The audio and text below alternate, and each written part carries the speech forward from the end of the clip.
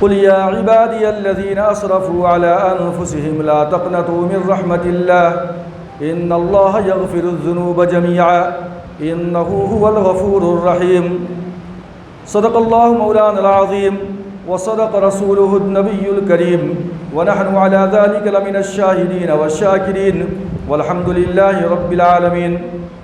بزرگان محترم، سامعین کرام، اللہ رب العزت کا بے حد شکر و احسان ہے کہ اس نے ہم سب کو پھر سے ایک بار اپنے گھر کے اندر اپنے متعلق کچھ سننے اور سنانے کے لیے جمع کیا۔ میں نے آپ کے سامنے جو قرآن مجید کی سورہ زمر کی آیت پڑھی تھی، جس کے اندر اللہ رب العزت نے ارشاد فرمایا، او میرے حبیب آپ کہہ دیجئے میرے بندوں سے جنہوں نے اپنے آپ پہ ظلم کیا ہے، لا تقنطوا من رحمت اللہ، کہ وہ اللہ کی رحمت سے نا امید نہ ہو۔ ان اللہ یغفر الذنوب جميعا، بے شک اللہ تبارک و تعالی تمام کے تمام گناہوں کو معاف کرنے والا ہے۔ انہ هو الغفور الرحیم، اور وہ بخشنے والا اور مہربان ہے۔ انسان کی مختلف نفسیات ہوا کرتی ہیں۔ کچھ لوگ بہت زیادہ دلیر ہوتے ہیں اور کچھ لوگ بہت زیادہ کمزوری کا احساس ان کے اندر ہوتا ہے، مایوسی کے شکار ہو جاتے ہیں۔ اللہ تبارک و تعالیٰ نے ایسے مایوس بندوں کے لیے کہ جن سے بہت ساری خطائیں ہو گئی، بہت گناہ ہو گئے، اب وہ مایوس ہے کہ کیا کرے، اللہ تبارک و تعالیٰ معاف کرے گا یا نہیں کرے گا، کشمکش میں مبتلا ہے۔ تو اللہ تبارک و تعالیٰ نے بندوں کی دلجوئی کے لیے کہ وہ تو اتنا غفور الرحیم ہے کہ وہ بندوں کے تمام گناہوں کو معاف کرنے والا ہے، لہذا او میرے حبیب میرے بندوں سے کہہ دیجئے کہ مایوسی کا شکار نہ ہو۔ اگر تم سے گناہ ہو گیا ہے تو اللہ کی بارگاہ میں آؤ اور خلوص نیت کے ساتھ توبہ کر لو، اللہ تمام گناہوں کو معاف کرنے والا ہے۔ سبحان اللہ۔ ایک حدیث کے اندر ہے کہ اللہ تبارک و تعالیٰ کے متعلق یہ اللہ کے رسول صلی اللہ علیہ وسلم نے ارشاد فرمایا، یا اللہ فرماتا ہے، حدیث قدسی ہے کہ کنت کنزا مخفیا فاحببت ان اعرف وخلقت العبد۔ گرچہ کہ اس حدیث کے اوپر مفسرین کرام کا کلام موجود ہے کہ اس درجے کی حدیث نہیں ہے، لیکن اس کائنات کو پیدا کرنے کا مقصد اور اس دنیا کو پیدا کرنے کا مقصد کیا ہے، اس حدیث کے اندر مترشح ہوتی ہے، بات ظاہر ہوتی ہے کہ اللہ فرماتے ہیں اپنے بارے میں کہ کنت کنزا مخفیا، میں تو ایک چھپا ہوا خزانہ تھا۔ اگر خزانہ رکھا ہو اور اس سے کوئی فائدہ اٹھانے والا نہ ہو تو پھر اس خزانے کی قدر و قیمت کیا ہے، اس کی ویلیو نہیں ہے، اس کی کوئی اہمیت نہیں ہے۔ تو اللہ فرماتے ہیں کہ کنت کنزا مخفیا، میں تو ایک چھپا ہوا خزانہ تھا، مجھے کوئی جانتا نہیں تھا میں کون ہوں کیا ہوں۔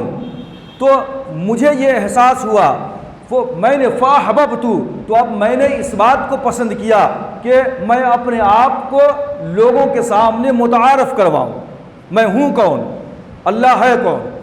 فاحببت ان اعرف، کہ میں نے سوچا، میں نے چاہا کہ میں اپنے آپ کا تعارف کرواؤں، کیا شکل ہو سکتی تھی، تو میں نے فخلقت العبد، تو اپنی پہچان کروانے کے لیے، اپنی شناخت، اپنا تعارف کروانے کے لیے میں نے جو ہے اس کائنات کے نظام کو پیدا کیا، اور میں نے اس کائنات کے اندر انسانوں کو پیدا کیا تاکہ انسان اللہ کی ذات کو پہچان سکے۔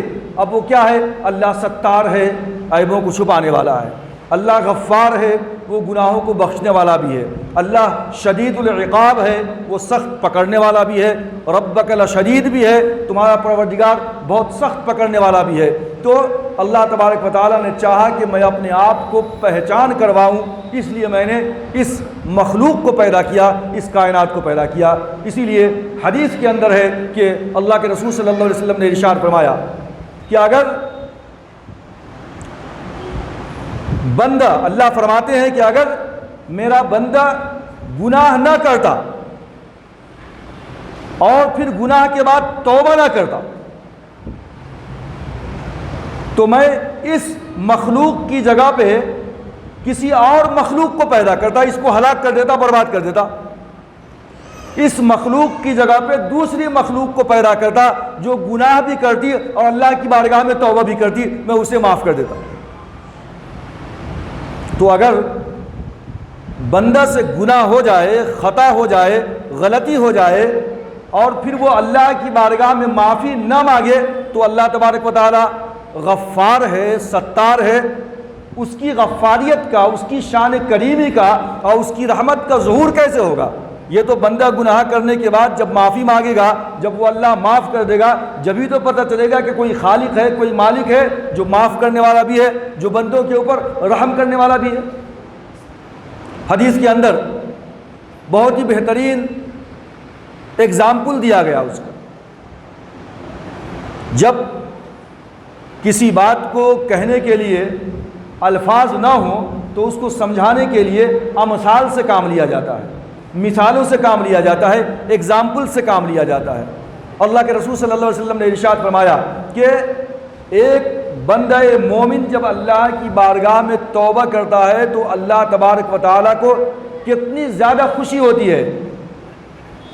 اس کا ایگزامپل دیا کہ ایک مسافر اپنے اونٹنی کے ساتھ کسی لقودق صحرا کے اندر اس کا گزر ہو رہا ہو، تھک گیا اور تھک کر کے کسی درخت کے سائے میں تھوڑی دیر کے لیے آرام کیا، اس کو اونگ لگ گئی اور اچانک جب نیند کھلی تو دیکھتا ہے کہ اس کی وہ اونٹنی غائب ہے اور اسی اونٹنی کے اوپر اس کا راحلہ بھی تھا، کھانے کا سامان بھی تھا، پینے کا سامان بھی تھا۔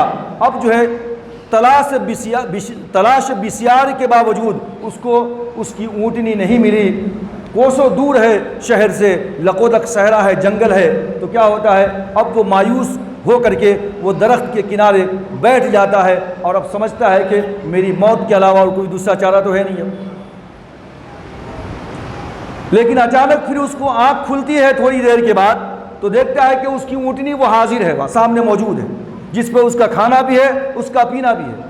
اب گویا کہ ابھی تو موت سامنے تھی، وہ زندگی سے مایوس ہو چکا تھا، لیکن اچانک گویا کہ اس کو موت سے زندگی واپس مل گئی تو اب وہ اتنا زیادہ خوش ہوتا ہے کہ وہ فرط مسرت میں اور کیا کرتا ہے، کیا کہتا ہے، وہ کہنا یہ چاہتا ہے کہ اللہ تو میرا رب ہے، میں تیرا بندہ ہوں، لیکن فرط مسرت میں اس کو بات سمجھ میں نہیں آئی اور زبان کی تیزی کی وجہ سے کہتا ہے کہ جو ہے یا اللہ، یعنی وہ کہتا ہے کہ انت عبدی، یا اللہ انت عبدی، اے اللہ تو میرا بندہ ہے، وانا ربک، اور میں تیرا رب ہوں۔ اللہ تبارک و تعالیٰ کو ہنسی آ جاتی ہے، اللہ کو خوشی ہوتی ہے، اس آدمی سے زیادہ خوشی ہوتی ہے کہ جس کی سواری مل گئی تھی، موت کے بعد دوبارہ زندگی مل گئی تھی۔ اللہ تبارک و تعالیٰ کو اس بندے سے بھی زیادہ خوشی ہوتی ہے جب ایک بندہ مومن اللہ کی بارگاہ میں توبہ کرتا ہے۔ ایک حدیث کے اندر ہے کہ ایک بندہ توبہ کرتا ہے، اس کے بعد اس کو شرمندگی ہوتی ہے اور پھر اس کو محسوس ہوتا ہے کہ مجھے اللہ کی بارگاہ میں معافی مانگنی چاہیے، تو وہ کہتا ہے کہ یا اللہ اذنبت فاغفر لی ذنبی، اے اللہ میں نے گناہ کیا ہے، میری خطا کو معاف فرما، تو ہی معاف کرنے والا ہے، تو ہی بخشنے والا ہے۔ اللہ تبارک و تعالیٰ کہتے ہیں کہ میرا بندہ جانتا ہے کہ اس کا ایک رب ہے جو اس کی خطاؤں کو معاف کر سکتا ہے، بس میں نے اس بندے کی خطاؤں کو معاف کر دیا۔ کچھ دنوں کے بعد، کچھ مہینوں کے بعد پھر سے شیطان نے ورغلایا، پھر سے گناہ کر لیا، پھر سے اللہ کی بارگاہ میں توبہ کرتا ہے،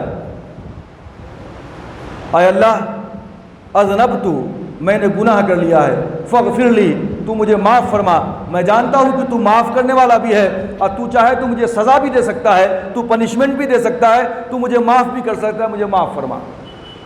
اللہ فرماتے ہیں بندہ جانتا ہے کہ میں خطا کروں، غلطی کروں تو میرا معاف کرنے والا میرا رب ہے، میں اس کو پنشمنٹ بھی دے سکتا ہوں، اس کا یقین ہے، اس یقین کی بنیاد پہ میں نے اپنے بندے کو معاف کر دیا۔ پھر تیسری مرتبہ ایسا ہی ہوتا، کچھ مہینوں کے بعد، کچھ ایام کے بعد پھر سے اس سے خطا ہوتی ہے، غلطی ہوتی ہے، اور پھر وہ اللہ سے یہی کہتا ہے کہ یا اللہ مجھ سے غلطی ہو گئی، میں جانتا ہوں کہ تو مجھے معاف کر سکتا ہے، لیکن اگر تو چاہے تو میری پکڑ بھی کر سکتا ہے، پنشمنٹ بھی دے سکتا ہے۔ اللہ فرماتے ہیں کہ بندے کو اتنا یقین ہے میری ذات کے اوپر کہ وہ جانتا ہے کہ میں اس کو پنشمنٹ دے سکتا ہوں یا میں اس کی خطاؤں کو معاف کر سکتا ہوں۔ اس علم کی بنیاد پہ اور ایسی امید کی بنیاد پہ میں نے اپنے اس بندے کو معاف کر دیا۔ حدیث کے اندر یہ 3 مرتبہ اس طریقے کے الفاظ آئے ہیں، جس سے پتہ چلتا ہے کہ قرآن مجید نے کہا یا عبادی الذین اسرفوا علی انفسہم لا تقنطوا من رحمت اللہ۔ وہ میرے بندے جو تذبذب کے شکار ہیں کہ میرے گناہ اللہ کی بارگاہ میں معاف ہو سکتے یا نہیں ہو سکتے، تو اللہ تبارک و تعالیٰ نے ان کو تسلی دی ہے کہ مایوسی یہ جو ہے ابلیسیت، مایوسی کیا ہے؟ ابلیسیت ہے۔ ابلیس کس کو کہتے ہیں؟ مبلس۔ ابلیس جو سب سے زیادہ اللہ کی بارگاہ میں مایوس ہو چکا ہے کہ اب تو میں جہنمی ہوں ہی، میرا کچھ بننے والا نہیں ہے، اب میں کیا کروں؟ جتنے بھی ہو سکے لوگوں کو اپنے قریب کر کے بھٹکاؤں اور میں اپنا ساتھی بناؤں، بس یہی اس کی قد و کاوش ہوتی ہے۔ ورنہ ابلیس کا مطلب ہے کہ سب سے زیادہ مایوس۔ تو مایوسی کہیں کہا گیا کہ یہ ابلیسیت ہے، یہ تو شیطان والا عمل ہے، مایوسی کفر ہے۔ تو اللہ تبارک و تعالیٰ سے مایوس نہیں ہونی چاہیے، اللہ کی بارگاہ کے اندر جو ہے امید رکھنی چاہیے۔ بارہا آپ کے سامنے بات آ چکی ہے کہ حدیث کے اندر یہ بھی آتا ہے کہ جو ہے اللہ رب العزت جو ہے جب فیصلہ ہوگا حساب و کتاب کا، اعمال کا فیصلہ ہوگا، جنتی کا فیصلہ ہو چکے گا، جہنمیوں کا فیصلہ ہو چکے گا، تو اللہ تبارک و تعالیٰ 2 شخص کو بلائے گا جس کے لیے جہنم کا فیصلہ ہو چکا ہوگا۔ اب اللہ تبارک و تعالیٰ دونوں کو حکم دیں گے کہ تمہارے لیے جہنم کا فیصلہ ہو چکا ہے، تم جاؤ جہنم میں کود پڑو، تمہارا ٹھکانہ جہنم ہے۔ اس میں سے ایک جائے گا جہنم میں کود پڑے گا اور دوسرا وہیں کھڑا رہے گا۔ اللہ پھر سے دونوں کو بلائیں گے، بولیں گے یہ بتاؤ کہ تم جو ہے کہتے ہی فوراً کیوں کود گئے جہنم کے اندر؟ وہ کہے گا یا اللہ میں نے سوچا کہ دنیا کے اندر اللہ کا ایک حکم بھی نہیں مانا، کم سے کم آج ایک حکم مان لیتا ہوں، ہو سکتا ہے اس امید کے اوپر کہ ایک حکم ماننے کی وجہ سے اللہ مجھ پہ رحم فرمائے اور مجھے بخش دے، لہٰذا تیری رحمت کی امید لیے ہوئے میں فوراً چھلانگ لگا دیا جہنم کے اندر، یا اللہ تو مجھے معاف کر دے۔ اللہ تبارک و تعالیٰ کی رحمت جوش میں آئے گی کہ بندے کو اس حالت کی بھی اندر بھی امید ہے کہ اس کا رب اس پہ رحمت کر سکتا ہے اور اس کی مغفرت کر سکتا ہے، جا تیری امید رحمت کی میرے متعلق، مغفرت کی، یہ تیری بخشش کے لیے کافی ہے، جا میں نے تجھے بخش دیا۔ دوسرے شخص سے پوچھیں گے میں نے تجھے کہا تھا جا جہنم میں چلا جا، کود جا، تیرا ٹھکانہ جہنم میں، تو کیوں نہیں گیا؟ وہ کہے گا یا اللہ تو اپنے دل کے اندر 70 ماؤں کی محبت رکھتا ہے اور ایک ماں اپنے بچے کو جہنم میں نہیں داخل کر سکتی، لہٰذا 70 ماؤں کی محبت رکھنے والا رب یہ کیسے ممکن ہے کہ وہ مجھے جہنم کے اندر بھیج دے؟ تیری رحمت کی لو اور امید کے سہارے میں کھڑا رہا کہ مجھے یقین ہی نہیں آیا کہ تو مجھے جہنم میں بھیج رہا ہے۔ اللہ فرمائیں گے او میرے بندوں کو میری رحمت پہ اتنا زیادہ یقین ہے، تیرا یہ یقین میری رحمت کے اوپر آج تیری بخشش اور تیری مغفرت کے لیے کافی ہے، جا میں نے تجھے بھی مغفرت کر دیا، تجھے بھی معاف کر دیا، تجھے بھی بخش دیا۔ اسی کو شاعر نے کہا کہ رحمت حق بہانمی جوید، اللہ تبارک و تعالیٰ کی رحمتیں ہیلے اور بہانے تلاش کرے گی کہ کسی بھی طریقے سے گنہگار بندوں کو مغفرت کر دی جائے اس کی، اور اس کو جو ہے جنت کے اندر داخل کیا جائے۔ تو آج کی رات مغفرت کی رات ہے۔ حضرت عائشہ صدیقہ رضی اللہ تعالیٰ عنہ سے نبی آخر الزماں جناب محمد رسول اللہ صلی اللہ علیہ وسلم نے سوال کیا، پوچھا وہ عائشہ جانتی ہو کہ آج کی رات میں کیا کیا ہوتا ہے؟ حضرت عائشہ رضی اللہ تعالیٰ نے فرمایا کہ بتلائیے کیا ہوتا ہے؟ تو اللہ کے رسول صلی اللہ علیہ وسلم نے ارشاد فرمایا کہ پورے سال کے اندر جتنے بھی لوگ مرنے والے ہوتے ہیں اس کی فہرست تیار کی جاتی ہے، اسی طریقے سے جتنے بھی لوگ پورے سال میں پیدا ہونے والے ہوتے ہیں ان سب کی فہرست تیار کی جاتی ہے۔ جتنے بھی لوگوں کے رزق کے اندر کشادگی پیدا ہونے والی ہوتی ہے ان کی فہرست تیار کی جاتی ہے، اور جتنے بھی لوگ کے رزق میں کمی پیدا ہونے والی ہے ان کی بھی فہرست جو ہے تیار کی جاتی ہے۔ اور پھر ایک حدیث کے اندر بھی ہے کہ اللہ تبارک و تعالیٰ آج کی رات جو ہے قبیلہ بنو کلب کی بکریوں کے بالوں کے برابر اپنے گناہگار بندوں کی بخشش کیا کرتے ہیں۔ اس اعتبار سے کہ آج ہم سب کی بیٹھک ہوئی، ہم سب اللہ کے گھر میں جمع ہوئے اور عبادت کر لیں، اللہ تبارک و تعالیٰ کی بارگاہ میں روئیں، گڑ گڑائیں، توبہ کریں، قرآن مجید کی تلاوت کریں، نوافل کا اہتمام کریں، یہ تمام کی تمام چیزیں استحباب کے درجے میں ہیں۔ کس کے درجے میں ہے بھائی؟ استحباب کے درجے میں ہے، ورنہ شب برات یعنی برات کا کوئی لفظ حدیث کے اندر نہیں آیا ہے۔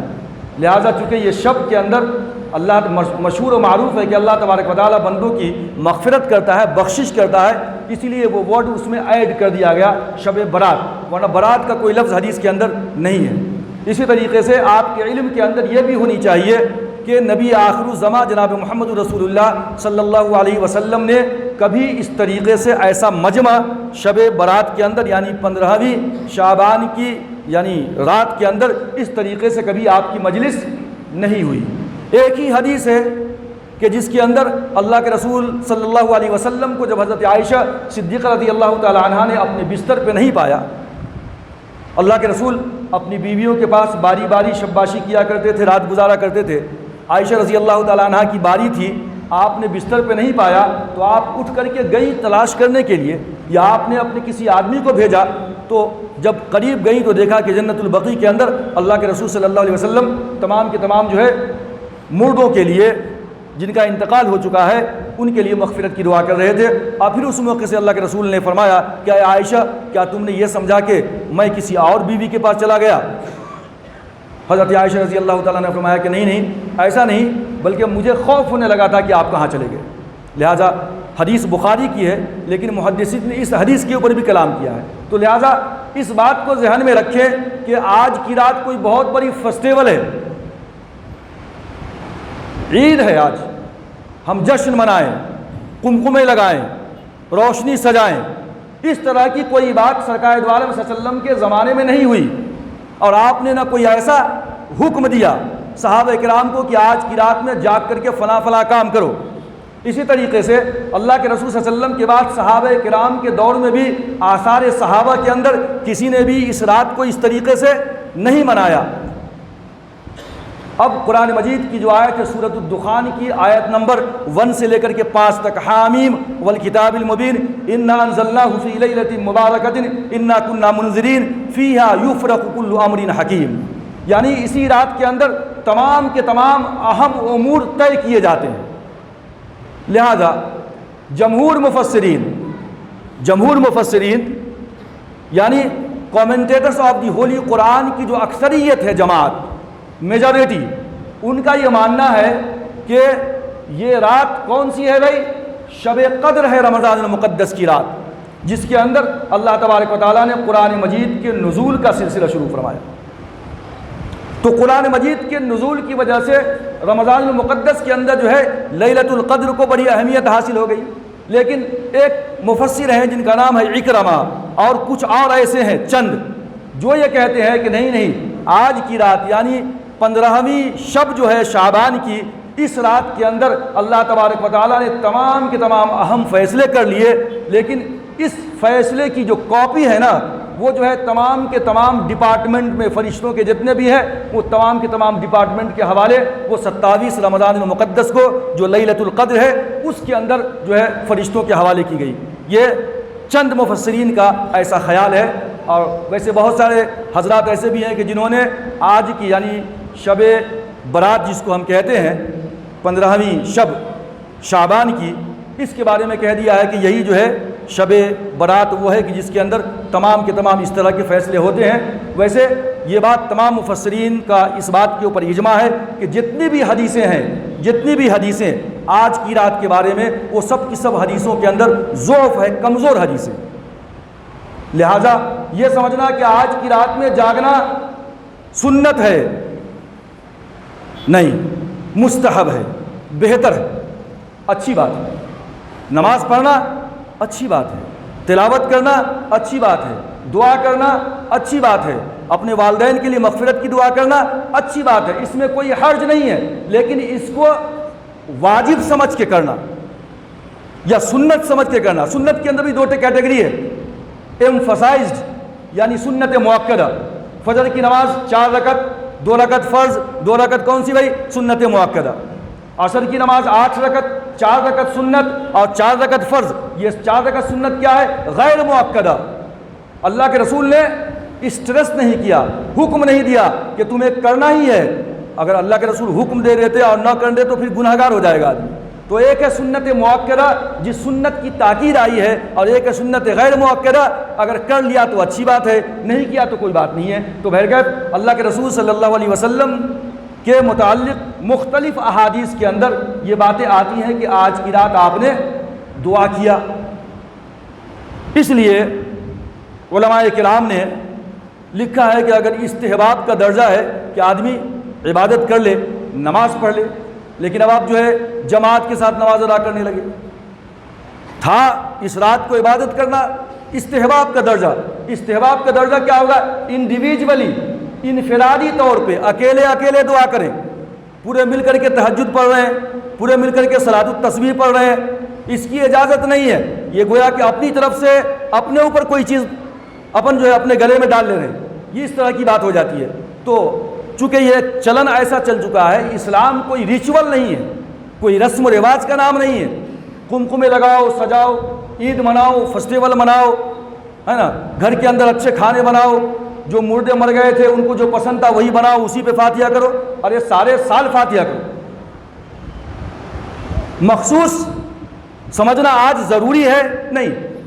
قبرستان کو بھی جاؤ، قبرستان میں جانی چاہیے، سنت ہے، اللہ کے رسول گئے، ثواب ملتا ہے۔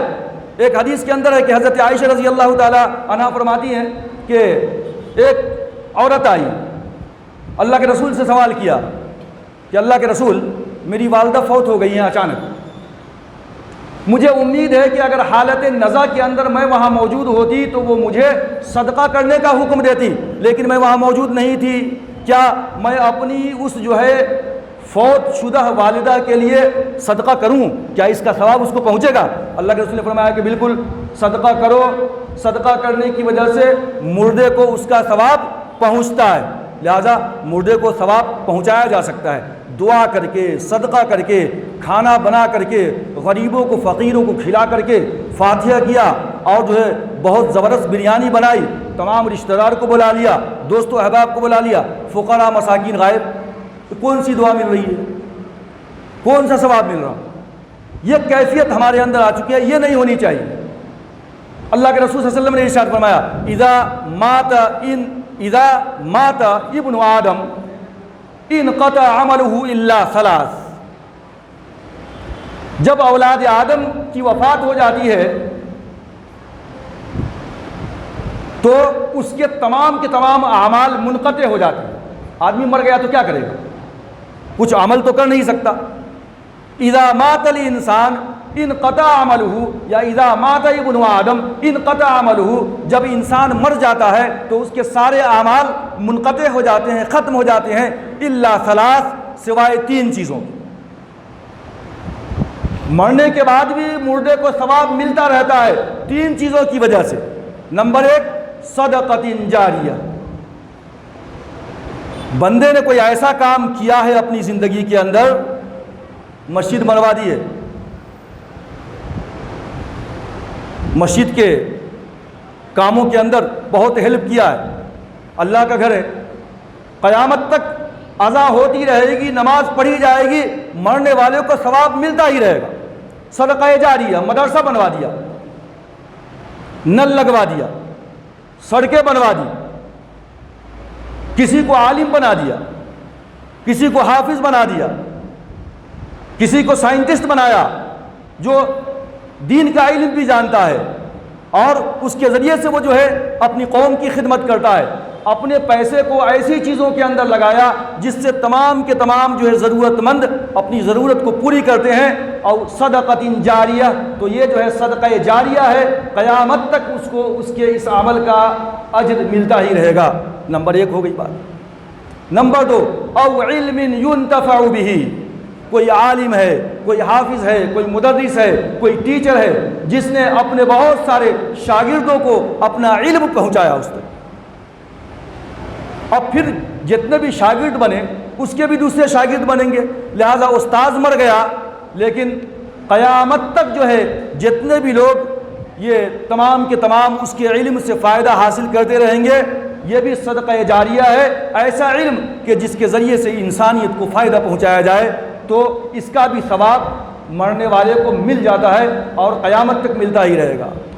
اور تیسرا، او ولد صالح،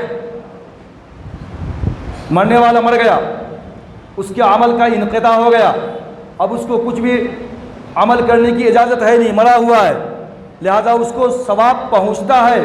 کون سی صورت میں؟ ایک صدقہ جاریہ، دوسرا ایسا علم جس سے سارے لوگ فائدہ اٹھائیں، اور تیسرے کہ اس نے کوئی ایسی اولاد چھوڑی ہے، او ولد صالح، نیک لڑکا کہ جو اپنے ماں باپ کے لیے دعائے مغفرت کرتا رہے۔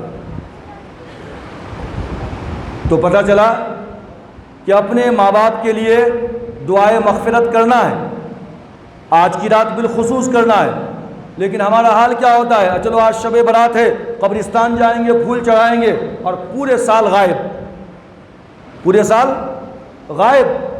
جس طریقے سے بعض حضرات نماز پڑھ لیں گے، صرف کم سے کم جمعہ کو پڑھ لیں گے، جیسے کرسچن جو ہے چرچ میں چلے جاتے ہیں سنڈے کے دن، مسلمان بھی سمجھتے ہیں ایک دن ہے، ایک رسم ہے، نماز پڑھ لو جمعہ کی، ہو گیا کام ختم۔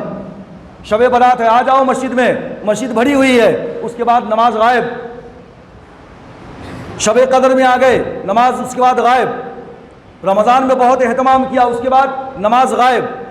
نہیں، اس طرح کی عبادت نہیں ہونی چاہیے، بلکہ جو ہے عبادت کے اندر تسلسل ہونی چاہیے، فرض کا اہتمام ہونی چاہیے کہ ایک فرض کے چھوٹنے پہ کیا نقصان ہے ہمارا۔ اللہ کے رسول نے فرمایا کہ جو نہیں آتا ہے نماز پڑھنے کے لیے، میرا جی چاہتا ہے کہ اس کے گھروں کو آگ لگا دوں۔ کتنی سخت وعید ہے حدیث کے اندر۔ تو ایسا لڑکا کہ جو اپنے ماں باپ کے لیے ہمیشہ دعا کرتا رہے، آج کی رات بھی دعا کرنا ہے، شب قدر میں بھی کرنا ہے، پورے رمضان میں بھی کرنا ہے، اور گاہے بگاہے قبرستان کی زیارت بھی کرنا ہے، قبرستان میں جا کر کے بھی وہاں پہ کچھ آیت قرآن کی پڑھ کے ان کے لیے دعائیں مغفرت کرنا ہے۔ اللہ مال دیا ہے تو ان کے نام پہ صدقہ بھی کرنا ہے، اللہ مال دیا ہے تو کھانا کھلا کر کے غربا فقراء مساکین کی مدد بھی کرنا ہے، کھلانا پلانا بھی ہے۔ او ولد صالح یدعو لہ، وہ نیک لڑکا جو اپنے ماں باپ کے لیے دعا کرتا رہے، تو یہ بھی جو ہے اس کا ثواب اس کو پہنچتا رہتا ہے۔ ماں باپ کیا ہے؟ ابھی آپ نے سنا کہ ہمارے محترم صاحب نے کیا کہا، جس نے اپنے ماں باپ کو ایک محبت بڑی نگاہ ڈال لیا تو اس کو حج مبرور کا ثواب ملتا ہے۔ دوسری حدیث سنی، اللہ کے رسول صلی اللہ علیہ وسلم نے سے سوال کیا کسی صحابی نے کہ یا اللہ، تمام اعمال میں سب سے زیادہ اہم عمل کون سا ہے؟ اللہ کے رسول نے فرمایا کہ نماز۔ پھر پوچھا کہ اللہ کے رسول نماز کے بعد دوسرا اہم کام کیا ہے؟ بولے تو اپنے ماں باپ کے ساتھ حسن سلوک۔ نماز کے بعد سب سے اہم کام انسان کا کیا ہے؟ اپنے ماں باپ کے ساتھ حسن سلوک کرنا، اچھائی کے ساتھ پیش آنا، ان کے ساتھ ان کی خدمت کرنا۔ اور ایک حدیث اللہ کے رسول نے فرمایا کہ ماں باپ کی خوشی میں اللہ کی خوشی ہے۔ اللہ کو خوش کرنا چاہتے ہو تو اللہ کو خوش کرنے کے لیے ماں باپ کو خوش کرنا ضروری ہے، اور اگر ماں باپ ناراض ہے تمہارے کسی عمل سے تو ماں باپ کی ناراضگی میں اللہ کی ناراضگی۔ کتنا آسان نسخہ اللہ کے رسول نے بتلا دیا کہ اللہ کو راضی کرنا ہے تو اپنے ماں باپ کو راضی کر کے رکھا کرو۔ ایک اور حدیث سنیے، اللہ کے رسول نے ارشاد فرمایا، کسی صحابی نے سوال کیا اپنے ماں باپ کے متعلق کہ مجھے اپنے ماں باپ کے ساتھ کیسا سلوک کرنی چاہیے۔ نوجوانوں غور سے سنو، اللہ کے رسول نے فرمایا کہ تمہارے ماں باپ، یہ تمہارے ماں باپ کیا ہے؟ یہ تمہاری جنت اور تمہاری جہنم۔ کیا مطلب؟ اگر تم نے اپنے ماں باپ کے ساتھ حسن سلوک کیا اور اپنے ماں باپ کے حقوق کو ادا کیا تو گویا کہ تمہارے لیے جنت کی سرٹیفکیٹ تیار ہو گئی. اور اگر تم نے اس دنیا کے اندر ماں باپ کو چھوڑ دیا اور ان کو ناراض کیا، بدتمیزی کی، گستاخی کی، تو گویا کہ جہنم تمہارے لیے تیار ہو چکی ہے. اور یہ علامات قیامت کے اندر سے ہے. حدیث کے اندر یہ بھی ارشاد فرمایا گیا کہ علامات قیامت میں کیا ہے کہ لوگ کیا کریں گے، بچے اپنی بیویوں کی اطاعت کریں گے. بہت ہی اوبیڈینٹ شوہر ہوگا، اپنی بیویوں کی اطاعت کریں گے، فرما برداری کریں گے، اور اپنے ماں کی نافرمانی کریں گے. ماں کی بات نہیں مانے گا، بیوی کی بات ہی مانے گا، چاہے وہ کچھ بھی ہو. اور دوسرا فرمایا کہ قرب قیامت کے اندر، یعنی قیامت کی نشانیوں کے اندر سے ایک نشانی قیامت کی یہ بھی ہے کہ نوجوان لڑکے اپنے دوستوں کو اپنے باپ سے زیادہ قریب کر لیں گے، یعنی اپنے دوستوں کو اپنے باپ سے زیادہ اہمیت دیں گے. یہ قیامت کی نشانی ہے. اور آج کا دور آپ کی نگاہوں کے سامنے ہے. ہماری قوم اور ہمارے نوجوان کچھ اسی روش پہ چل پڑے ہیں. تو یہ ہے کہ آدمی کا عمل مرنے کے بعد تو ختم ہو جاتا ہے، لیکن صدقہ جاریہ اس کا ثواب ملتا رہتا ہے. کوئی علم ہے، اس علم سے جو انسانیت فائدہ اٹھاتی ہے اس کا ثواب اس کو ملتا رہتا ہے قیامت تک. یا پھر جو ہے اس کی نیک اولاد ہے جو اس کے لیے دعائے مغفرت کرتی ہے، تو اس کی دعائے مغفرت کی وجہ سے بھی جو ہے اللہ تبارک و تعالی بندے کو جو ہے اجر دیتا ہی رہتا ہے. قرآن مجید نے اب ہماری جو کیفیت ہوتی ہے، چاہے وہ اس رات کی کیفیت ہو یا زندگی کے دیگر ایام ہو، ہمارے انسان عمل کے میدان کے اندر بہت زیادہ تعویل اور تعویق کرتا رہتا ہے. چہرے پہ داڑھی نہیں ہے تو ماں بولے گی ابھی تو نوجوان ہے، ابھی داڑھی کی کیا ضرورت ہے، ذرا ایجڈ ہو جائے، بڑھاپا ہو جائے جب داڑھی رکھ لینا. نیک کوئی کام ہے شریعت کا بعد میں کر لو، ابھی کیا ضروری ہے. اللہ تبارک و تعالیٰ نے وسعت دیا ہے، حج کر سکتے ہیں. نہیں، ابھی بیٹی کی شادی کر لیں گے، اس کے بعد حج کریں گے. ذرا بیٹی کے ہاتھ پیلے کر لیتا ہوں پھر حج کریں گے. تعویق، تاخیر عمل کے اندر، عملی زندگی کے اندر. اب فلاں تاریخ سے قرآن پڑھنا شروع کریں گے، اب نیکسٹ ویک انشاءاللہ فری ہو جاؤں گا جب سے نماز کو پابندی کے ساتھ جاؤں گا، پابندی سے قرآن کو ترجمے کے ساتھ پڑھوں گا. یہ انسان کی نفسانی فطرت ہے. اسے قرآن مجید نے سورۃ الحدید کے اندر اسی نقشے کو بہت پیارے انداز میں کھینچا. آیت نمبر 16 اور 17 ہے، الم یأن للذین آمنوا ان تخشع قلوبهم لذکر اللہ وما نزل من الحق ولا يكونوا كالذین اوتوا الکتاب من قبل فطال علیہم الامد فقست قلوبهم وکثیر منهم فاسقون. اللہ فرماتے ہیں کہ میرا بندہ جو آج کل کرتا رہتا ہے، عمل کے میدان کے اندر گناہوں سے معافی بعد میں مانگ لوں گا، شراب کچھ دنوں کے بعد چھوڑ دوں گا، جوئے سٹے بازی کچھ دنوں کے بعد چھوڑ دوں گا، سود پہ انٹرسٹ پہ پیسہ دیتا ہوں اب آئندہ کچھ دنوں کے بعد چھوڑ دوں گا. یہ جو تمام کے تمام اعمال ہیں انسان کی زندگی کے، اس کے اندر وہ ٹال مٹول کرتا رہتا ہے. اللہ فرماتے ہیں الم یأن للذین آمنوا ان تخشع قلوبهم لذکر اللہ، کہ آپ ان سے کہہ دیجئے کہ کیا ابھی بھی وقت نہیں آیا ہے مسلمانوں کے لیے کہ ان کے قلوب اللہ کے ڈر سے لرز جاتے. وما نزل من الحق، اور جو قرآن مجید کے اندر نازل ہوا ہے اس کو یہ پڑھتے سمجھتے اور خوف کرتے، یہ ابھی بھی وہ وقت نہیں آیا. اور آگے فرمایا اے مسلمانوں اگر تمہاری یہی روش رہی کہ جو ہے اپنے اعمال کے اندر اللہ کے فرائض کو سستی اور کاہلی کرتے رہے، اللہ کی کتاب قرآن مجید کے قوانین کو پس پشت ڈالتے رہے اور اللہ کے قوانین کی دھجیاں اڑاتے رہے، تم فرائض کا سنن کا خیال نہیں کیا، حرام کاری میں، چوری میں اور زناکاری میں، سود خوری میں، عیاشی میں، بدمعاشی میں تم اسی طریقے سے مبتلا رہے، تو ایک تمہارے لیے تعزیان عبرت ہے، ایک درس ہے تمہارے لیے. ذرا تم جو ہے یہودیوں کی تاریخ کو پڑھ کے دیکھو. قرآن مجید نے یہی کہا ولا یکونوا کالذین اوتوا الکتاب من قبل، اے مسلمانوں تم ان یہودیوں کی طرح نہ ہو جاؤ جن کو تمہاری طرح امت مسلمہ کا خطاب اور ٹائٹل دیا گیا تھا. ہاں آج ہم امت مسلمہ ہیں، لیکن ہم سے پہلے امت مسلمہ کا ٹائٹل کس کو ملا تھا؟ یہودیوں کو ملا تھا، اور بعد میں وہ ٹائٹل ان سے چھین کر کے جو ہے امت محمدیہ صلی اللہ علیہ وسلم کو وہ ٹائٹل دیا گیا امت مسلمہ کا خطاب۔ وَلَا يَكُونُوا كَالَّذِينَ أُوتُوا الْكِتَابَ مِنْ قَبْلُ، ان یہودیوں کی طرح نہ ہو جاؤ کہ جن کو اس سے پہلے کتاب دی گئی تھی توریت کی شکل کے اندر، لیکن فَطَالَ عَلَيْهِمُ الْأَمَدُ، زمانے دراز تک انہوں نے اپنی کتاب کے قوانین سے منہ موڑا، اپنی کتاب کے قوانین کی دھجیاں اڑائی، اس کو پس پشت ڈالا، اللہ کے احکام کی نافرمانی کی، رسول کی نافرمانی کی، تو کیا ہوا؟ فطال علیہم الامد فقست قلوبہم، تو اب اس کے بعد کیا ہوا؟ ان کے دل جو ہے سخت ہو گئے، ٹال مٹول کرتے رہے، آج نہیں کل کروں گا بہتر عمل، پرسوں کروں گا، اپنے گناہوں سے توبہ بعد میں مانگ لوں گا، آج یہ کر لیتا ہوں۔ یہ ٹال مٹول اور تاخیر و تعویق کے اندر کہیں اتنی تاخیر نہ ہو جائے کہ تمہاری کیفیت بھی یہودیوں کی طرح ہو جائے، کہ تمہارے دل بھی سخت ہو جائے۔ اور 74 سورہ بقرہ کی آیت نمبر 74 کے اندر اللہ نے فرمایا، یہودیوں کے اس نقشے کو کھینچا، ثم قست قلوبکم من بعد ذلك فهي كالحجارة او اشد قسوة وان من الحجارة لما يتفجر منه الانهار وان منها لما يشقق فيخرج منه الماء وان منها لما يهبط من خشية الله وما الله بغافل عما تعملون۔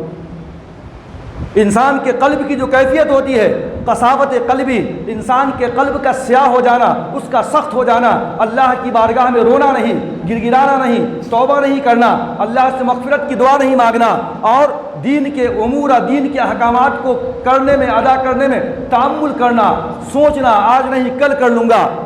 اللہ فرماتے ہیں ثم قست قلوبکم من بعد ذلك فهي كالحجارة، جب جو ہے بہت وقت اسی طرح تمہارا گزر جائے گا، تو یہودیوں کی حالت کیا ہو گئی تھی؟ ثم قست قلوبکم، پھر جو ہے تمہارے قلب سخت ہو گئے پتھر کی طرح، اور اشد قسوہ، یا پتھر سے بھی زیادہ سخت ہو گئے۔ وَإِنَّ مِنَ الْحِجَارَةِ لَمَا يَتَفَجَّرُ مِنْهُ الْأَنْهَارُ، اے لوگو پتھر کی بھی ایک شکل ایسی ہوتی ہے کہ اس کے اندر سے بھی چشمے پھوٹ پڑتے ہیں۔ پتھر سختی کے باوجود اپنے اندر سے پانی نکالتا ہے۔ وَإِنَّ مِنَ الْحِجَارَةِ لَمَا يَتَفَجَّرُ مِنْهُ الْأَنْهَارُ وَإِنَّ مِنْهَا لَمَا يَشَّقَّقُ فَيَخْرُجُ مِنْهُ الْمَاءُ وَإِنَّ مِنْهَا لَمَا يَهْبِطُ مِنْ خَشْيَةِ اللَّهِ، اور پتھر کی ایک شکل یہ بھی ہے کہ دیکھتے ہیں کبھی ایک بہت بڑا راک کسی پہاڑ کے اوپر ٹھہرا ہوا ہے اور اچانک نیچے لڑھک جاتا ہے، وہ اللہ کے خوف سے لڑھکتا ہے، اللہ کے خوف سے لڑھکتا ہے۔ قرآن مجید نے کہا کہ پتھر کے اندر سے پانی بھی نکلتا ہے، کبھی پتھر اللہ کے ڈر سے نیچے لڑھک کر کے آ جاتا ہے یہ راک۔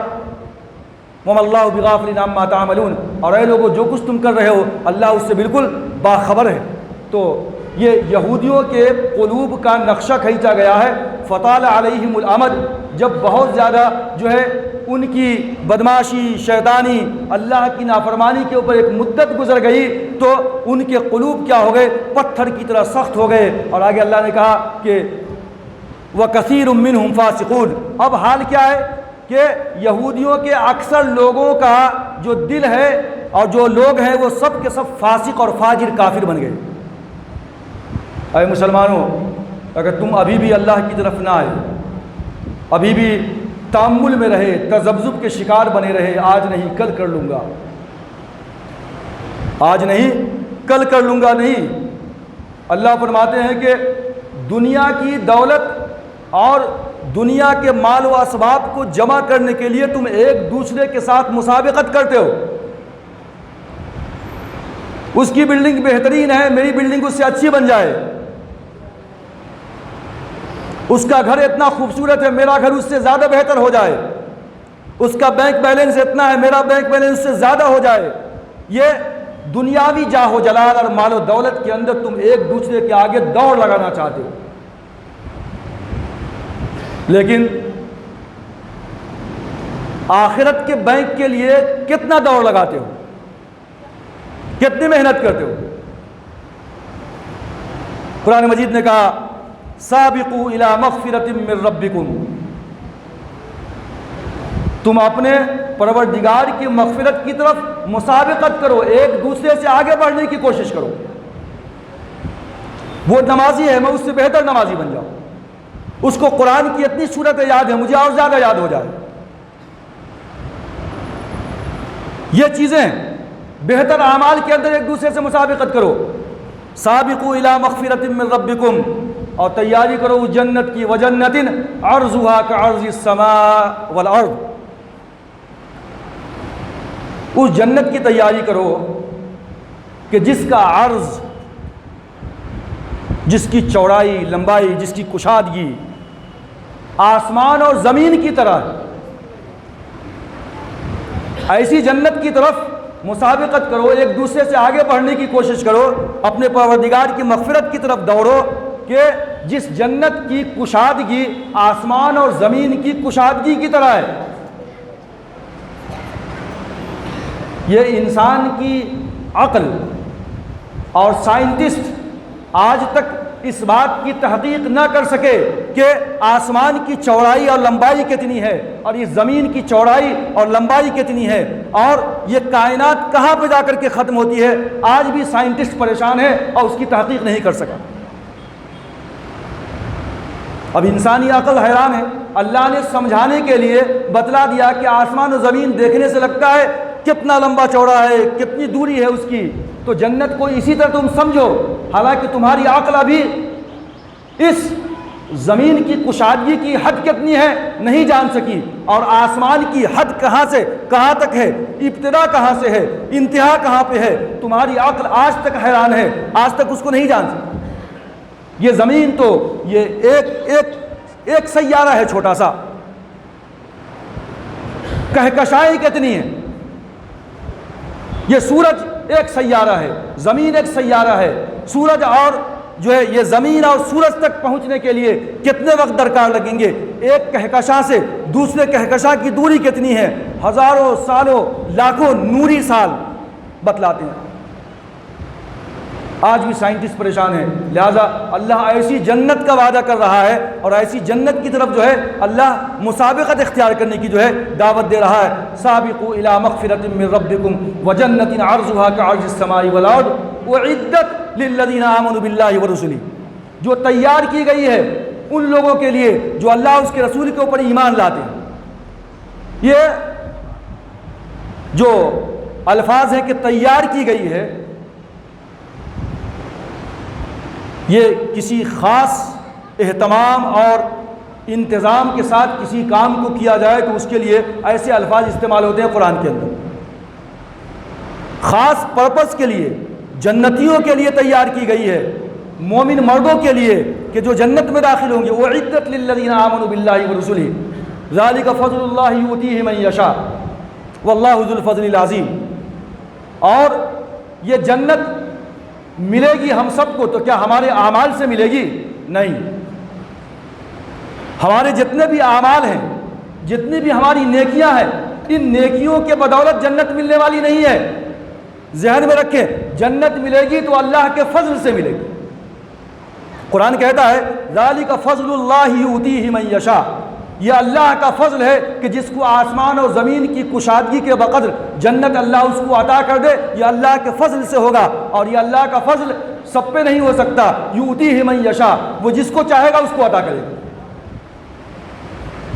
ذہن میں رکھیں، کتنی بھی تسبیح پڑھ لیں، کتنی بھی قرآن پڑھ لیں، کتنی بھی تلاوت کر لیں، عبادت و ریاضت کر لیں، اور یہ بھروسہ کر لیں کہ میں اپنے اعمال کی بنیاد پہ جنت کا مستحق بن جاؤں گا، نہیں. یا اللہ تو ہمارے اعمال کو قبول بھی فرما لے. دعا بھی کرنا ہے، کیونکہ دو لفظ ہیں، ایک ہے فضل اور ایک ہے اجر. ذہن میں رکھیں آپ. فضل کیا ہوتا ہے کہ ایک بندے کو کوئی چیز دی جا رہی ہے جس کا وہ حقدار نہیں ہے، لیکن یہ فضل ہے اللہ کا کہ اس کو دے دیا.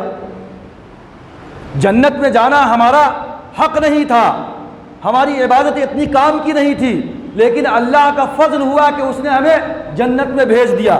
اب ہمارے اعمال، پھر اعمال کا کیا فائدہ ہے؟ یہ جو ہمارے اعمال ہیں جو ہم کرتے ہیں دنیا کے اندر، اس اعمال کی بنیاد پہ جنت میں مراتب ملے گی. اپنے اپنے اعمال کی بنیاد پہ جنت میں درجات نصیب ہوگی اس کو. یہ ہمارے اعمال کا فائدہ ہوگا، لیکن اعمال کی بنیاد پہ جنت ملنے والی نہیں ہے. یہ تو اللہ کا فضل ہے. اور اجر کیا ہوتا ہے؟ کہ آدمی نے کوئی کام کیا، اس کا مستحق تھا وہ، اس کو اس کی مزدوری دے دی گئی، یہ اجر ہے، فضل ہے، اس کا استحقاق نہیں تھا اس بندے کو، لیکن اللہ نے اس کو مستحق سمجھا اور اس کو دے دیا، اپنے فضل سے کام لیا۔ اللہ بہت فضل والا ہے۔ اللہ کے رسول نے ارشاد فرمایا حدیث کے اندر ہے کہ لا یؤمن احد احدا عملہ الجنہ، کہ کسی بھی مومن کا عمل اس کے لیے جنت میں جانے کے لیے کافی نہیں ہوگا، یعنی کوئی بھی مومن اپنے عمل کے ذریعے سے صرف جنت میں داخل نہیں ہو سکتا۔ اللہ کے رسول نے ارشاد فرمایا، صحابہ کرام بیٹھے تھے، کسی نے جرأت کر لی، کسی نے ہمت کر لی اور پوچھ دیا الا انت یا رسول اللہ، اللہ کے رسول عمل کی بنیاد پہ کوئی جنت میں داخل نہیں ہو سکتا، تو کیا آپ بھی اپنے عمل کی بنیاد پہ جنت میں نہیں جا سکتے؟ اللہ کے رسول کہ لا ولا انا، نہیں میں بھی محمد صلی اللہ علیہ وسلم صرف اپنے عمل کی بنیاد پہ جنت کا مستحق نہیں ہو سکتا، الا ان یتغمدنی اللہ بفضلہ ورحمتہ، سوائے اس بات کے کہ اللہ تبارک و تعالی میری دستگیری فرمائے، اللہ اپنے فضل میں اور اپنی رحمت کے اندر مجھے ڈھانک لے، میری دستگیری فرمائے تو میں جنت میں داخل ہو سکتا ہوں۔ اب ہما شما ہمارا آپ کا کیا حال ہو؟ اللہ تبارک و تعالی ہم سب کے اوپر جو ہے اپنا فضل فرمائے، اپنی جو ہے رحمت فرمائے اور ہم سب کو جو ہے جنت کا مستحق ٹھہرائے۔ ابھی وقت ہے نا، چلنے دو۔ تو بات ہو رہی تھی مغفرت کی، توبہ کی، میں نے شروع کیا تھا، توبہ سے شروع کیا تھا۔ تو توبہ کے متعلق ایک اور چیز آپ ذہن میں رکھیں جو بہت امپورٹنٹ ہے۔ حدیث کے اندر اللہ کے رسول صلی اللہ علیہ وسلم نے ارشاد فرمایا کہ کل بنی آدم خطاؤون، تمام کے تمام بنی آدم گنہگار ہیں، خطاکار ہیں، وخیر الخطائین التوابون، اور سب سے بہترین خطاکار وہ ہے جو بار بار توبہ کرنے والا ہے۔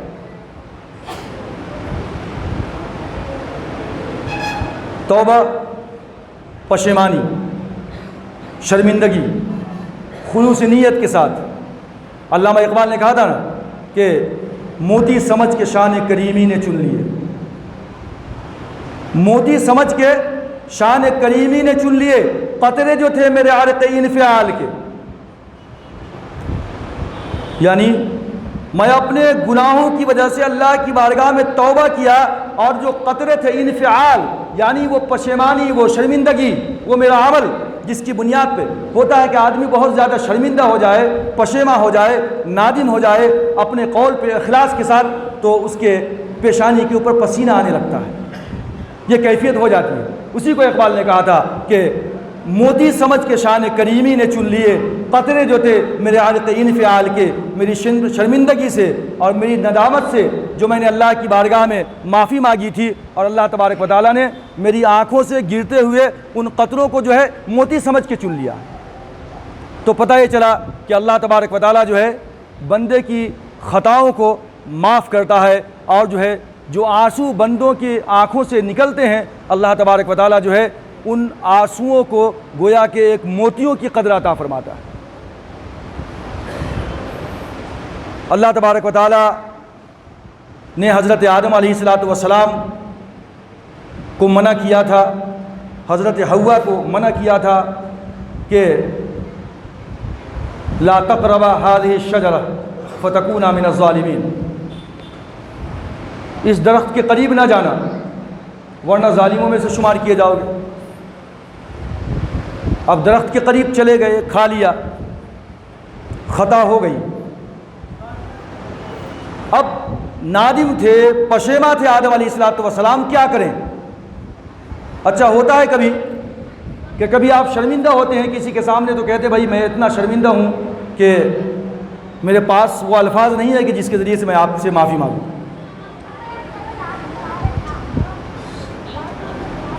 میرے پاس ایسے الفاظ نہیں ہے کہ جس کی وجہ سے، جس کو لے کر کے میں آپ کا احسان مند رہوں، آپ کا شکریہ ادا کر سکوں۔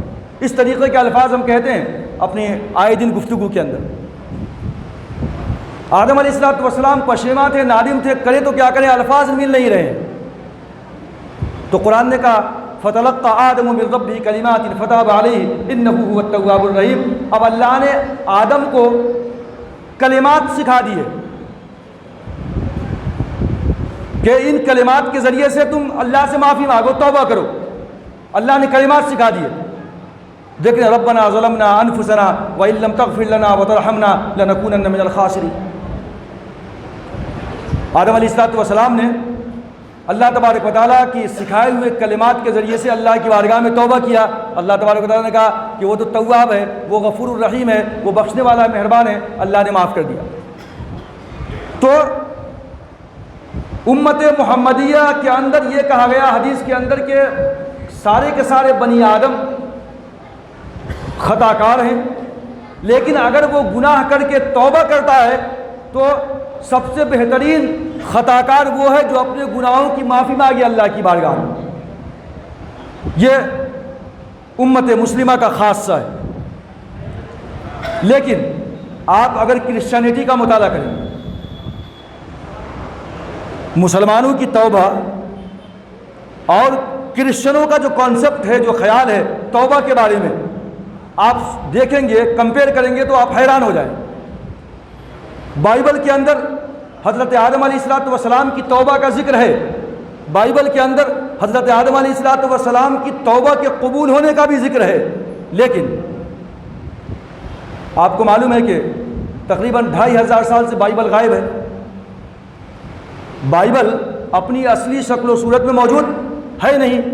آپ کے سامنے کئی بار میں ذکر کر چکا ہوں کہ چاہے وہ مارکس ہو، موریسی ہو، یوحنا ہو، لوقا ہو، یہ سب جو ہے آتھر ہیں، لکھنے والے۔ یہ بائبل کون سی ہے؟ یہ بائیوگرافی آف جیزس ہے، عیسیٰ علیہ السلام کی بائیوگرافی ہے، ان کی حیات زندگی ہے۔ یا پھر 2500 سال پہلے جو گم ہوئی تھی، کب؟ 2500 سال پہلے تقریباً، اس سے بھی زیادہ ہو گیا، جب نبوکدنضر نے جو ہے یروشلم پہ حملہ کیا تھا اور سلیمان علیہ السلام کے بنائے ہوئے اس ٹیمپل کو گرا دیا تھا، اور اس کے بعد وہ کتاب بھی وہی تھی، بائبل اپنی اصلی شکل کے اندر، اس کے اندر یہ تمام باتیں موجود تھیں اس کتاب کے اندر کہ آدم سے خطا ہوئی، انہیں معافی مانگی، اللہ تبارک و تعالیٰ نے ان کی جو ہے معافی کو قبول کر لیا۔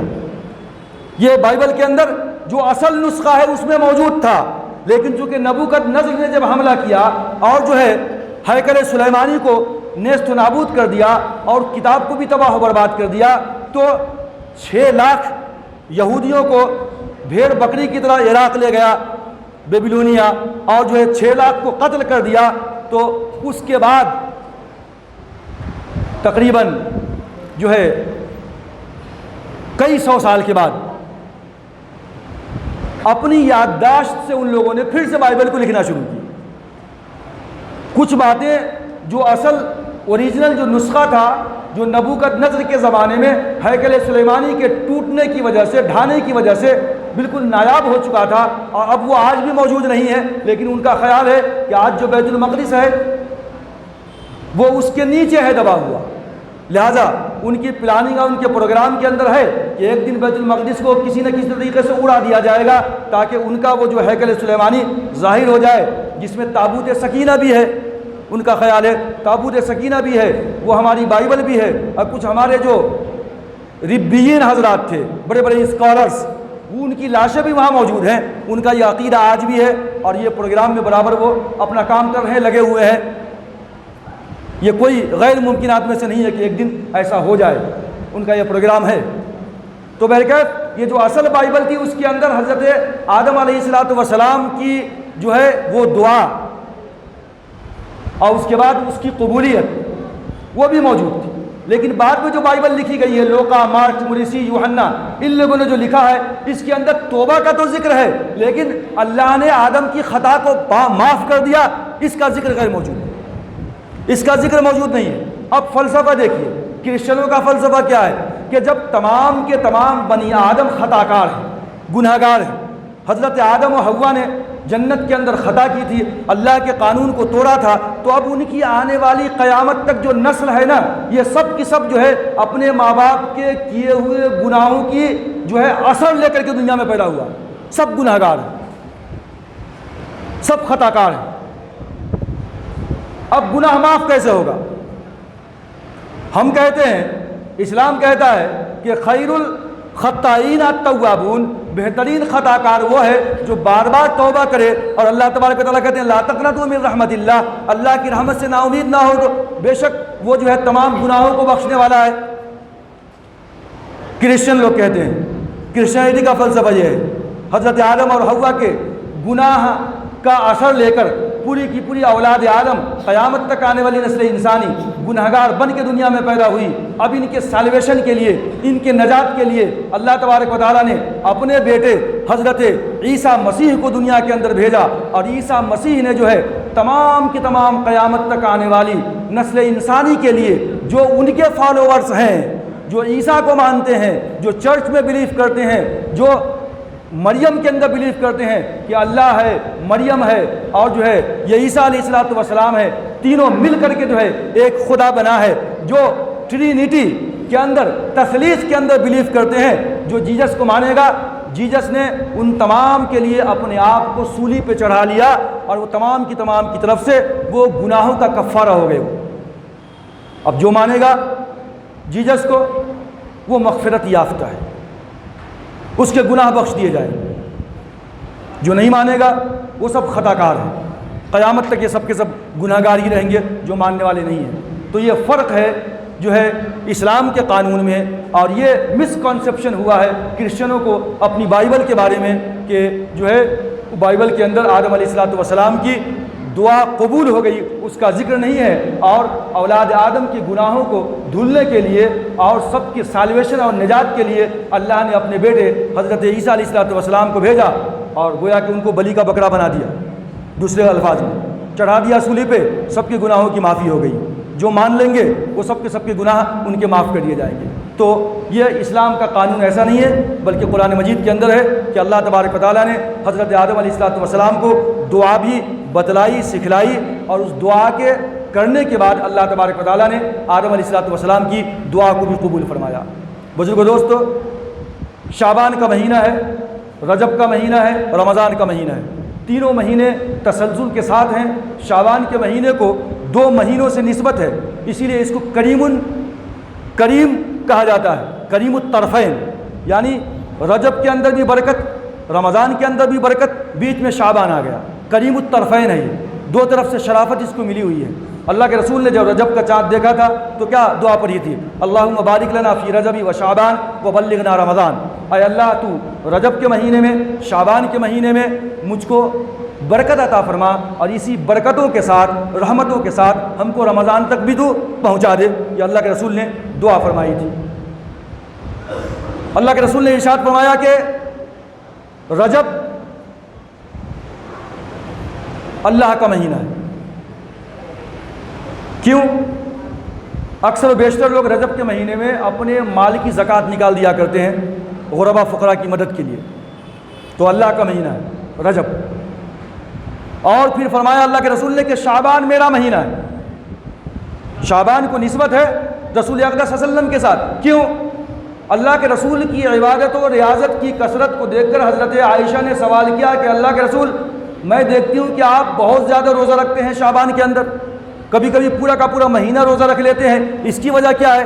تو اللہ کے رسول نے فرمایا کہ اے عائشہ، شعبان کے مہینے میں اللہ تبارک و تعالیٰ کے پاس بندوں کے اعمال کو پیش کیا جاتا ہے، میں چاہتا ہوں کہ میرے اعمال جب اللہ کی بارگاہ میں پیش کیے جائیں تو میں جو ہے حالت روزہ سے رہوں، اس لیے میں روزہ رکھتا ہوں۔ اور اللہ کے رسول نے فرمایا کہ رمضان جو ہے میری گنہگار امت کا مہینہ ہے، رمضان گنہگار امت کا مہینہ ہے۔ یہ حدیث کے اندر جو ہے اس کی جو ہے برکتیں، اس کی رحمتیں جو ہے اس طریقے سے آئی ہیں۔ اب علماء کرام نے، جیسا کہ میں نے گزشتہ آپ کے سامنے کہا کہ جو شعبان کا مہینہ ہے اس کی اپنی ایک حیثیت ہے، اپنی ایک عظمت ہے۔ اللہ کے رسول کو خاص اس سے نسبت ہے، چونکہ رمضان کی آمد ہے، رمضان کا استقبال اس مہینے کے اندر ہوتا ہے، تو رسول اکرم صلی اللہ علیہ وسلم کی خاص دلچسپی آپ کی اس مہینے کے لیے ہوا کرتی تھی، عبادت و ریاضت میں اور زیادتی پیدا کرتے تھے۔ شد میزرہ، آپ اپنی جو ہے ازار کو کس لیا کرتے تھے، مطلب بہت زیادہ عبادت میں جو ہے آپ ذوق و شوق پیدا کیا کرتے تھے۔ یہ شعبان کے متعلق ہے۔ 15 شعبان کا روزہ، جیسا کہ میں نے گزشتہ آپ کے سامنے کہا ہے کہ یہ مستحب ہے، مشہور بہت ہے کہ یہ سنت ہے، اللہ کے رسول نے کوئی حکم نہیں دیا کہ 15 شعبان کا روزہ رکھو۔ اب یہ سنت اس لیے کہتے ہیں ہم کہ اللہ کے رسول صلی اللہ علیہ وسلم ہر مہینے کی 13، 14، 15 کا روزہ رکھا کرتے تھے، شعبان کے مہینے میں بھی آپ نے روزہ رکھا۔